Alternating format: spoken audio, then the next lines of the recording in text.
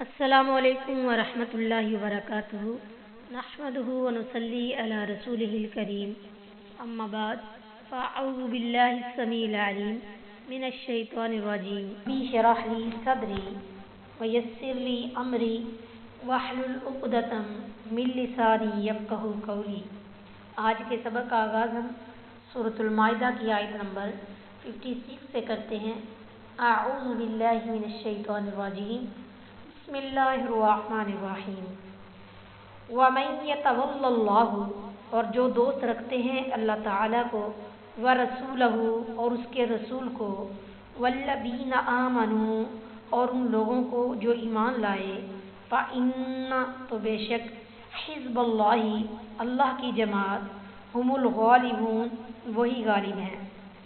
اور جو شخص اللہ کو، اس کے رسول اور مومنوں کو دوست بنائے، یعنی یقین رکھے کہ اللہ کی جماعت ہی غالب ہو کر رہے گی۔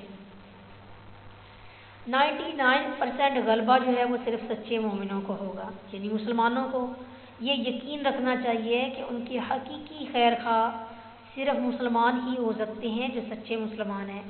فتح مکہ سے پہلے مسلمانوں کی صورتحال یہ تھی کہ کفار کے مقابلے میں تعداد میں کم تھے، ان کے معاشی حالات بھی کچھ اچھے نہ تھے۔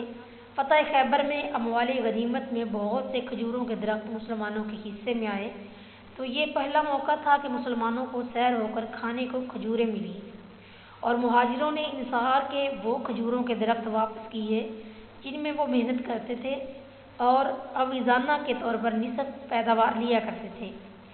سیاسی حالات بھی کچھ ایسے تھے کہ تمام اہل عرب اس بات کے منتظر تھے کہ دیکھیے اونٹ کس کروٹ بیٹھتا ہے، اسلام کو غلبہ نصیب ہوتا ہے یا کفر غالب آتا ہے۔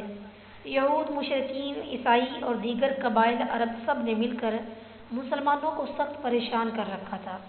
ایسی صورتحال میں اللہ تعالیٰ مسلمانوں کو بطور تسلی یہ یقین دلا رہے تھے کہ کفار سے دوستانہ مراسم رکھنے سے پوری طرح اجتناب کرو، اور دوستی اور محبت صرف ان لوگوں سے رکھو جو اللہ سے ڈرنے والے اور اس کے احکام بجا لانے والے سچے مسلمان ہیں، اور کامیابی اور غلبہ یقیناً تمہیں ہی حاصل ہوگا۔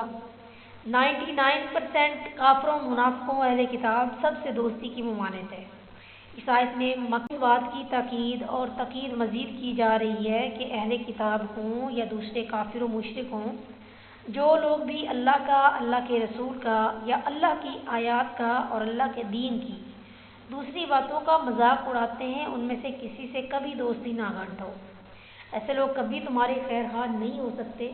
ایسے لوگوں سے متعلق پہلے احکام گزر چکے ہیں کہ جہاں یہ لوگ ایسی مجلس لگائے ان خرافات میں مشغول ہوں، وہاں تم ہرگز نہ بیٹھا کرو، الا یہ کہ تم میں اتنی قوت ہو کہ تم ان کو زور بازو یا دلیل کی قوت سے روکنے کی کوشش کرو۔